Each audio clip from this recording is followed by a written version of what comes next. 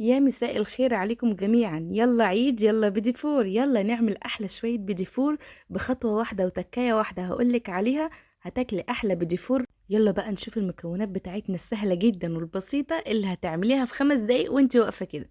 عندي اول حاجة 3 بيضات. عندي بقى 4 أكواب من الدقيق المنخول، كوبايتين من الزبدة، كوباية سكر، معلقتين من اللبن البودر، ودول السر بقى الجديد اللي هيغير طعم البوتيفور معانا وهيخليكي بتاكلي كده حاجة ناعمة وطعمها زي بتاع بره بالظبط. وعندي كمان فانيليا.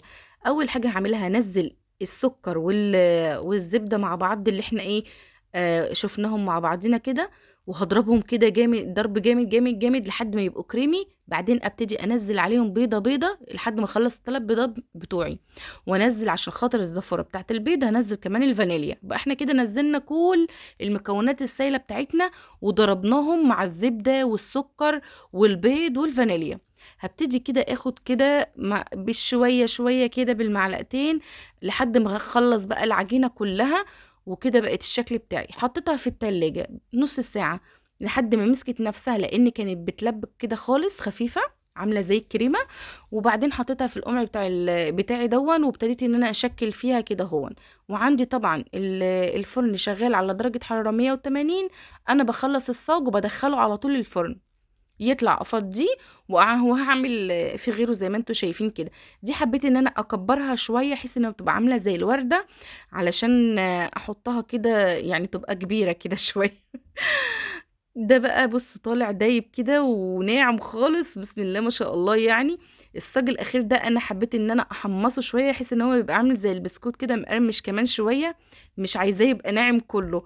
يعني انت لو عايزاه يبقى ناعم طلعيه على طول، يعني هو مش هياخد 10 دقايق في الفرن. تقومي على طول مطلعه اول ما تحسي ان هي خد لون بسيط خالص من تحت. لو عايزاه بقى يقرمش معاكي كده ويبقى ماسك نفسه شويه، سيبيه حبه. انا بقى عملت نص كده ونص كده. هبتدي دلوقتي بقى عندي نوتيلا هنا، وعندي بقى شوية مكسرات ضربتهم كده في الكبة كسرتهم، عندي مربى، عندي صوص الطوفي، عندي زبدة اللوتس، عندي شوية من جوز الهند، على خلطتهم كده بالمكسرات مع الزبيب وكده بيبقى طعمه حلو قوي. انا بقى ايه اول حاجه كده باخد كده هو صوص التوفي دون. بحبه بيلزق، يعني بيمسك البيجيفور كده بيلزق كده عن المربى. المربى بتخليه يبقى فاكك معاكي. لكن صوص الشوكولاته وصوص التوفي وزبده اللوتس بتبقى طعمها حلو قوي في الحاجات دي والولاد بيحبوها. فانا حبيت كده ان انا اشكل لهم كذا حاجه عشان يعني ايه، بيحسوا ان هي عامله زي الفرح كده. اي حاجة بقى عندك انت زيني بيها، يعني اختاري حاجة من اللي انا قلتها لك دي واشتغلي بيها تبقى حلوة قوي. انا بقى عملت نصهم وطبعا اتخطفوا كالعادة وانا بشتغل بيهم. يعني والله لحقت شوية دول عشان بس التصوير كده، والباقي بقى يعني الله يديهم الصحة. كل سنة وانتم طيبين. يا رب الفيديو يبقى خفيف على قلوبكم ويعجبكم، وجربوا النتيجة دي. طريقة سهلة قوي وبسيطة قوي، مش مكلفة خالص وبسيطة. اهم خطوة في البيديفور انك انت تضربي الزبدة كويس مع السكر والبيض، بعد كده تخلطي بيهم الدقيق.